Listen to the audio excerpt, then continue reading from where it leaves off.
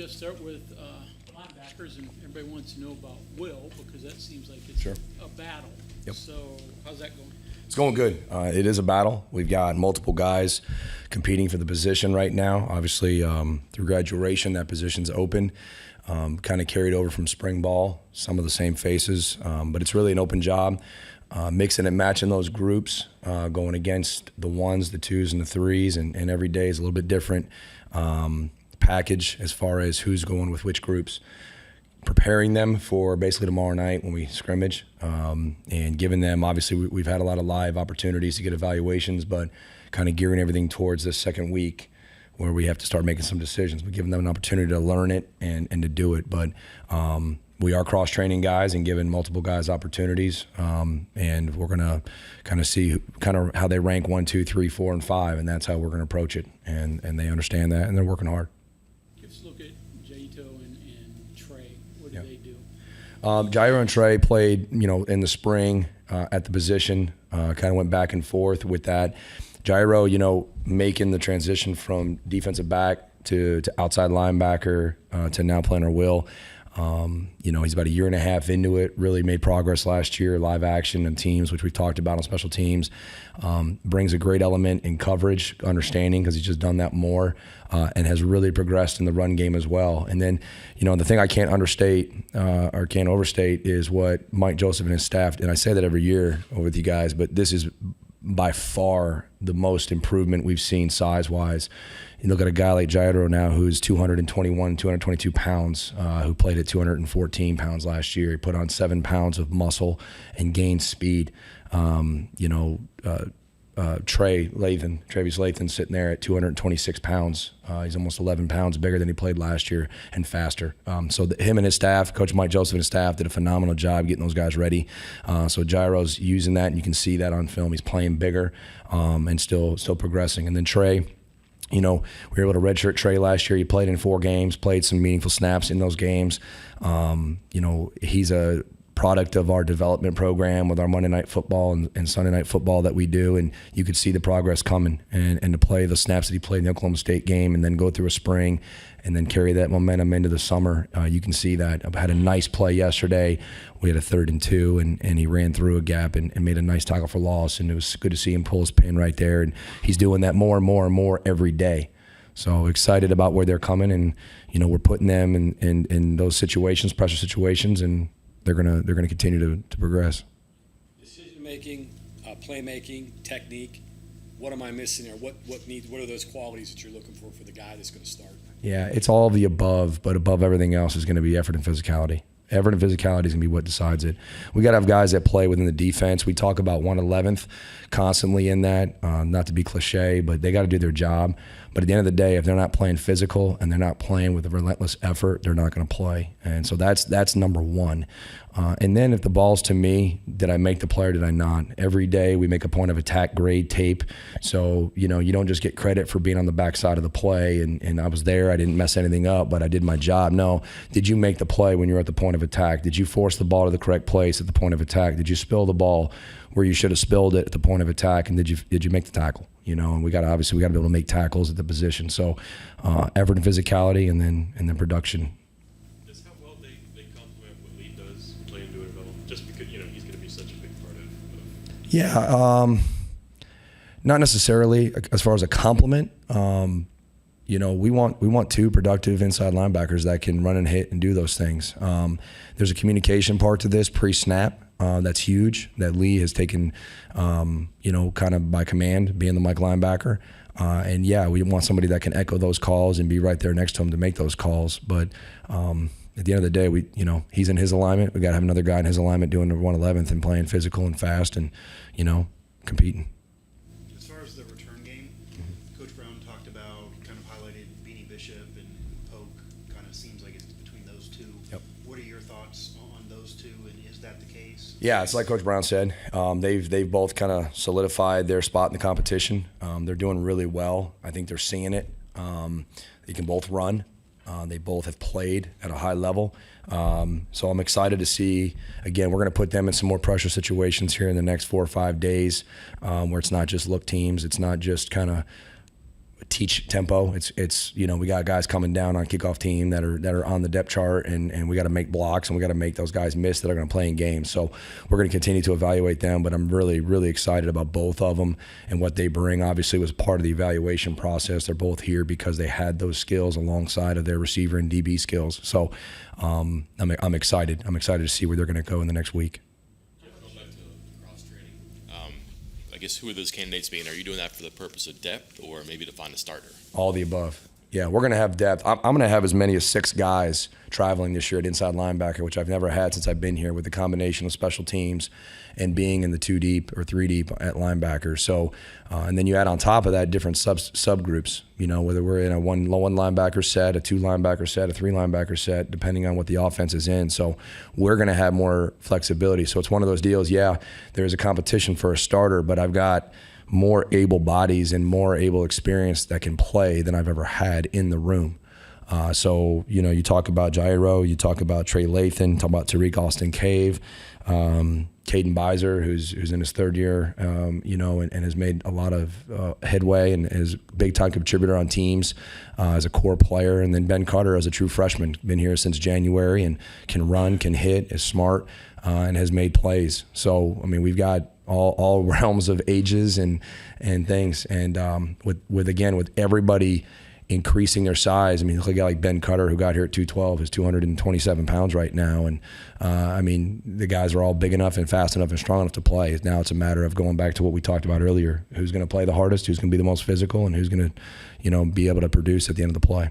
And some of the special team stuff we saw today, didn't something that you or Neil were very pleased with? Some punts, some kicks, some snaps, things like that.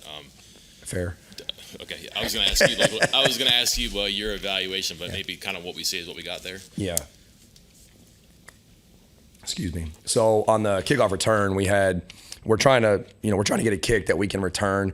The good thing is that we are hitting more touchbacks, so we're trying to get the drill done. Well, we have a rule for our returners, so we didn't get as many reps in that period as we wanted to get, just because we are asking that guy to put the ball in a small area, and he wasn't really able to do that during that drill. So that was some of that frustration. And then the punters right now, our locations, have been really, really good.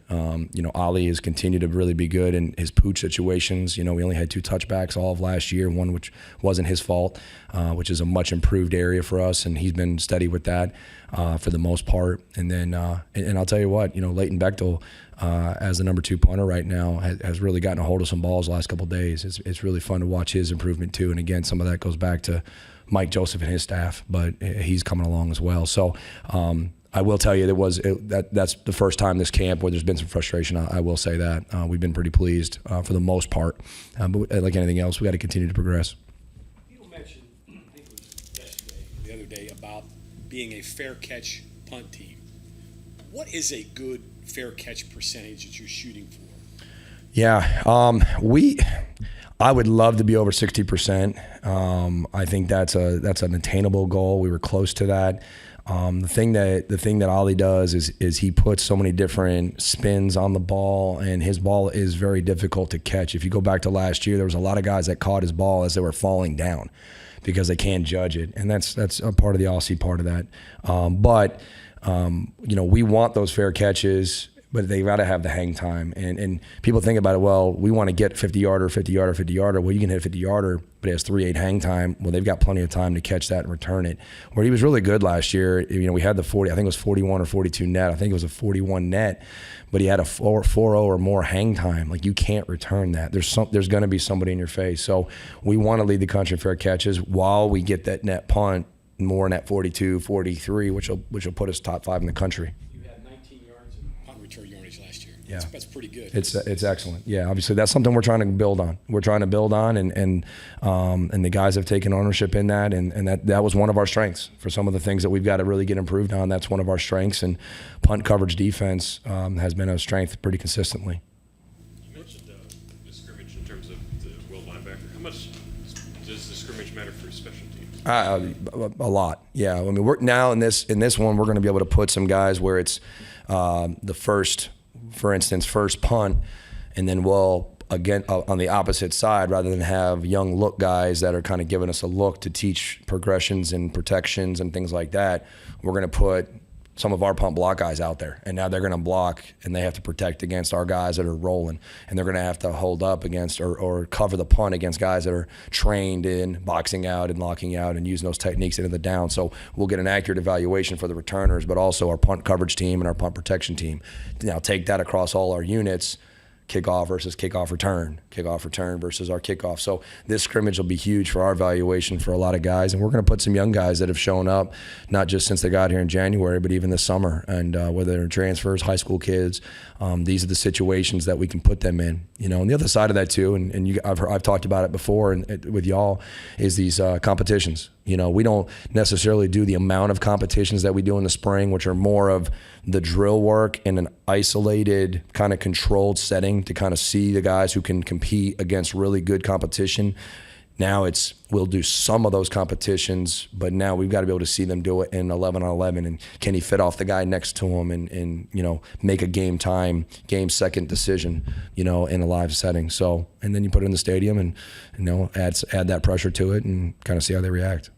Jeff, with the additional depth you're talking about, do you have a target where you'd like to be, say, no more than 2 special teams? You know, maybe even 1 special team for certain guys. For the guys that are playing? Yeah. Yeah, Guys that are playing. absolutely. And that's something that from Coach Brown to the coordinators down to the position coaches, that's something that we'll meet on constantly, and the guys will understand kind of our mentality on that. Everybody's fair game on special teams. It's a matter of what maximizes their reps during that game, and are we using the best? Are we making the best use out of those reps each and every game? And if a guy's playing, what does his reps look like on offense or defense? Where has he been able to contribute on special teams? Is he a 1-unit guy? Is he a 2-unit guy? Is he a 50-50 guy on a unit where we got him with another starter and they're kind of going half and half? All those things are constantly being evaluated on a daily basis and communicated to the player so that they understand that. So it's like a natural progression. You want to get on the bus, and then once you're on the bus, you want to become a starter. And once you become a starter, how can you maximize your productivity for that game? And we're doing that through all 3 phases. Did you ever have a guy that was a starter or a heavy workload guy, but for whatever reason they were just so good at it, didn't get tired, they could be on 3? 3 is probably a bit much. 2 is usually the limit. Along those lines, the bulk of your coverage guys are corners, safeties, linebackers. Mm-hmm. Do you have any offensive guys that, you know, obviously because they can tackle, do you have any of those offensive guys that have that ability? Yeah, and there's a couple. There's a couple that we've identified and we're going to put them in some of these situations tomorrow, and we haven't already in some of these competitions, and they've shown up. And then there's a couple of guys that, you know, they really didn't get an opportunity in competitions, and we're going to throw them out there and see if they can do it. At the end of the day, when it comes to offensive guys on cover units, obviously it's can they get the ball down. They just don't practice that as much as the other guys, even though we do practice it. I think you guys were out there today and you saw us. We're working tackling drills, and we do as good as anybody in the country, I think, of doing crossover where offensive guys are skilled in tackling and they understand how to do it and how to leverage the ball. Defensive guys with ball security and, you know, post interception, post takeaway. So they are trained, but just not as much. So we got to get them out there, kind of see. There is a mentality aspect to it, but I do like. There's a couple guys that have shown up and they've got that mentality. They want to go down and they want to get some, which is fun. Care to share them? You know. Well, let me get them. Let me see if they're going to get them first. All right. I'm not trying to dodge the question, but I also don't want to put them out there, and we got some more evaluation to do. Michael Hayes, Mm-hmm.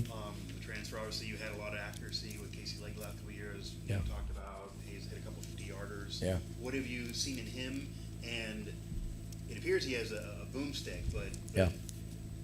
is the accuracy as much there as it's been the last couple of years? Yeah, so- It's hard to not yeah. get from that. No. Casey was. Yeah, Casey was phenomenal accuracy and did a great job for us. Been really, really happy with where Michael is right now with his accuracy. Obviously, he's got a big leg. He's got a strong leg. He's got a very fast leg. But he's been accurate. He's been making those kicks. I think Coach talked about it a couple days ago, and he's continued to do that. Hit another really good one today, 1 or 2, excuse me. So very, very pleased with where Michael is. He does have big shoes to fill, but he hasn't blinked, and he's done a great job to this point. And a competition for specialists, how do they kind of push each? Because you know we talk about quarterbacks, they push each other. How do the kickers kind of push each other? Oh, it's nonstop. it's nonstop. You got to think now too, and when they're not in a specialist period, when they're over there and they're doing their drill work and they're over there, and again, and you guys are tired of hearing me talk about it, but they're over there on the track man and they're comparing their leg speed and their ball strike and their velocity and their rotations, and it's every kick, and that's the good thing, and they're just pushing each other constantly. So it's a great room. Him, Danny, Leighton, Ollie, all those guys, they get after it, and they understand. The good thing is that there's no gray in the numbers because of the technology. I mean, it is what it is. You either make it, you miss it, and you either have the distance or you don't. So they're having fun getting after it, and very low ego room, and fun to coach. Neil has raved on Lee Toba a lot, really since last year, but his improvement this year. Yep. Where do you see him? Lee, number one, in the meeting room, Lee is doing as good a job as anybody I've ever coached right now in the meeting room, asking questions, taking notes, and not just notes like I took in college. You know what I'm saying? Not paraphrasing. I mean, he's writing paragraphs of information, and it was funny. I gave him a hard time yesterday. I stole his notebook from him, and I was reading it, and I was very happy to see it. It was verbatim things that I was saying, and that just shows growth in that part of it, in that area. So, and then the work that he's done with his flexibility, the work that he's done with his lateral movement. It shows. He committed this summer to that, and he's going to continue to do so. So Lee's been steady. He's definitely a leader. He has a voice, and he loves to play. And people feed off his energy and how hard he plays. He seems like let's talk about him being the leader. He seems like a personality guy. Absolutely. Just people are attracted to him. Yeah. He's a personality guy. Very rarely does he have a bad day, which people gravitate to that when you're a positive person. And, he does try to relate to everybody. I think everybody on our team and on our defense feels like they can talk to him, they can relate to him. So he's got that. He's got that for sure. How much you keep Josiah Trotter engaged in your room? Constantly. Josiah is in a situation right now as a freshman. Obviously, he's not going to be able to play this year, but he loves football so much. And he's in the meetings. He's at the walkthroughs. He's doing his treatment, obviously his rehab protocol. But he's a guy that'll come and we'll eat lunch, and then him and I will go watch film together while the other guys are getting their recovery. Because obviously he's not in that position right now. But he'll come in and we'll watch film and kind of make him go through the calls. He'll make the calls. He'll ask questions. Even though he's not playing, he still asks the most questions of anybody in the room. And challenges in a positive way, So I'm really, really happy with what he's done to this point, staying aggressive with the game, not just with his rehab, but with the game. And that's going to be obviously something that's going to help him in the spring and coming back. Is that something you worry about with a young kid, keeping him engaged? Absolutely. Yeah. Absolutely. I mean, why did he come here? He came here to play football. He came here to play football and go to school, and you kind of get that taken away from you. Obviously, nobody wants that. And he's in a situation where he was really kind of the only one. I mean, everyone else is probably going to have a chance to come back and do that this year and be able to have a chance to contribute. And he's kind of on his own little island right now, but he's not. He's there. We're all with him, and he's done a great job of staying engaged and doing that. So yeah, that is definitely a concern, but. This is his family away from home, and he knows that. And we're all putting arms around him and continuing to progress with him. Going back to Beanie versus Polk, you mentioned talking to the coordinators, their coaches about which players contribute. I mean, one difference that jumps out is, and Neil's talked about, Beanie's going to be a major contributor on defense, and if not, one of the top players in defense, where this might be where how Polk contributes to the entire team. Does that at all play into any decision making? Do you talk to their coaches and be like, do you want a guy like Beanie in this role, since he might be, a major factor to your defense? I think that kind of goes back to what we talked about earlier with the balance of contributing on offense and defense and the ability to affect the game on special teams. Now, you're talking about in a return game. I mean, you got the ball in your hands for 6 to 8 seconds, and you're trying to go make something special happen. There is a collision part to that, but you want to have guys that want that opportunity, and Beanie wants it. Polk wants it. And so when it comes to returners, at the end of the day, we got to do better at kickoff return. We got to have productivity. We got to have better starting field position, which I know Coach Brown's talked about. And that's one of those positions where the best guy is going to do it. And, we're going to rely on that, and then we'll figure out the rest of it after that. You mentioned Leighton Bechtel a couple times. Yeah. I think on the roster he's listed as a long term. Is he doing all three? No, he's not. So he did last year. We got a young guy, McGuire Moss, who's in his redshirt freshman year, who's come on as another snapper that's shown that he can handle it. So Leighton's our full-time punter now. But last year, that's kind of how it played out. We had signed a freshman, McGuire, wasn't quite ready yet. Leighton picked it up and learned it, which kudos to him, and did a great job. And in several games last year, he was our backup snapper. So selfless guy, loves West Virginia, loves being a Mountaineer, and works his rear end off, and really, really couldn't be prouder of them. So to see him kind of do that, go from punter, learn how to long snap, and do a really good job with it, and now be able to go back to punting full time, and now see him progress in punting, which is what he wants to do, obviously, has been really fun. It just shows you some of the character and the quality of guys that we've got on this team, and he's a great example of that. I got to ask you this. I know you don't coach him, but he's on your defense. What's your thoughts on Aubrey Burks? Aubrey, the thing that stands out about Aubrey right now through, what is this, day 8, I think, it's Groundhog Day. But through day 8, the guy has practiced his rear end off, and he just can't get enough. Coach Wright has to throw him off the field to give him a break. He talks, he understands. He's still a young player, but he understands what we're trying to do, why we're trying to do it. I feel like every day he's got a takeaway, and he's making plays. And you kind of see last year he was productive, but he wasn't necessarily making those big time plays. And now it's like he's productive and he's making plays. You're like, oh, okay, yeah. He really starting to understand it. And it's not necessarily because he's, the biggest, fastest kid. It's because he understands it at another level than he did. And testament to Coach Dante Wright and what he's done with him. But it's been fun to watch. And again, it's been the energy and energizing for our defense. And, takeaways was the Achilles heel Yeah. last year. That's been a big difference this year. It's right? been a point of emphasis, obviously, for the entire defense from Jordan down. And, whether that's, getting the ball out for takeaways or interceptions. And so we make a big deal out of it. If you guys are out there or if y'all are out there and you see it, you're going to see a sideline. You're going to see coaches coming off the sideline. You're going to see energy because it's a big deal. And it's been fun because there has been more. Jeff, Cutter's high school tackle totals. Like 500 tackles or something like that. It's pretty crazy, isn't Yeah. it? Oh, And it's yeah. not like small school football either. No, he won a 3A state championship, went 16-0, which is the second largest classification in North Carolina. At the end of the day, Ben's a ball chasing, ball hawk guy, high energy. He plays big. He plays fast. He's learning the speed of the college game. But for a young guy right now, I've been really happy with his transition and how he's worked and learned. But yeah, coming out of high school, he's what you want. I mean, he's a find the ball guy. He did multiple things for his high school. He played running back on top of that.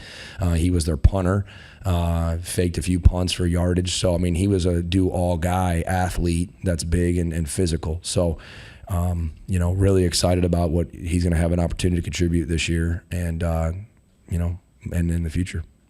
He'll be somewhere, I'm guessing, right? I mean, maybe he's not starting at will, but he could be on special teams. Yeah, I mean, he is right in the mix. He is right in the mix on multiple special teams and on defense. Okay. Probably won't talk a lot about the year, but who seems to be very good, Austin Brickman. At long snapper, shows my ignorance. No. How do you improve at long snapper?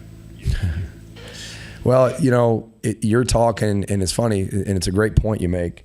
So everybody talks about location and velocity. How fast is the ball getting back there, and where is he hitting? Well, the thing that he's done a great job of is, and we're going to move Ollie around for the long snapping.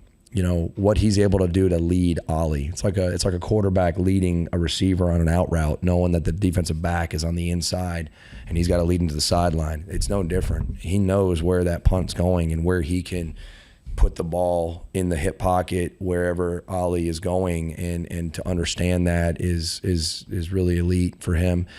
His velocity is already at an elite level, and his locations have been great. So that's really where now it's kind of even more so scheme-wise as it is anything else. And then field goals, believe it or not, I mean, there's the detail of rotations on the football so that the holder can get it where he doesn't have to spin it to put the laces out.